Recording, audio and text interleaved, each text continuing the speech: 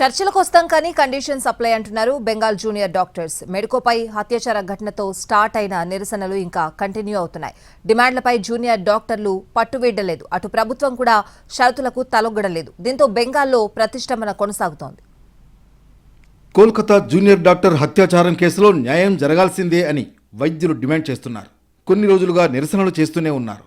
నిరసనల్లో పాల్గొంటున్న డాక్టర్లను చర్చలకు రావాలని పశ్చిమ బెంగాల్ సర్కార్ ఆహ్వానించింది. వారితో మాట్లాడి ఆందోళన విరమింపజేయాలని ప్రభుత్వం భావించింది. 12 నుంచి 15 మంది సభ్యులు చర్చలకు రావాలని సీఎస్ నుంచి డాక్టర్లకు మెయిల్ కూడా వెళ్ళింది. ఆ మెయిల్లో సుప్రీంకోర్టు ఆదేశాలను కూడా అధికారులు ప్రస్తావించారు. కానీ ఆర్జికర్ హాస్పిటల్ ఇష్యూతో ఆగ్రహంగా ఉన్న డాక్టర్లు మమతా బెనర్జీ సర్కార్కు షాక్ ఇచ్చారు. బెంగాల్ సీఎస్ మెయిల్కు రిప్లై ఇచ్చారు జూనియర్ డాక్టర్లు. తమ అభిప్రాయాన్ని స్పష్టంగా చెబుతూనే ప్రభుత్వం ముందు కండిషన్లు పెట్టారు.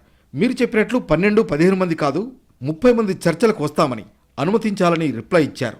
అంతేకాకుండా ఈ చర్చల్లో సీఎం మమతా బెనర్జీ కూడా పాల్గొనాలని, తమతో జరిపే చర్చలను అందరూ చూసేలా లైవ్ టెలికాస్ట్ చేయాలంటూ డిమాండ్ చేశారు. স্বাস্থ্য প্রতিমন্ত্রী বলেছেন খোলা মনে আলোচনা করতে চান, যেখানে কোনো রকম শর্তের জায়গা নেই। আমরাও খোলা মনেই আলোচনা করতে চেয়েছিলাম এবং এখনো চাই।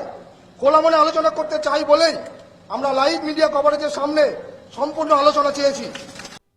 అటు సుప్రీంకోర్టు డెడ్లైన్ పెట్టినా ప్రభుత్వం చర్చలకు ఆహ్వానించిన జూనియర్ డాక్టర్లు పట్టువీడలేదు. మరోవైపు మమతా సర్కార్ కూడా జూనియర్ డాక్టర్ల షరతులకు తలొగ్గలేదు.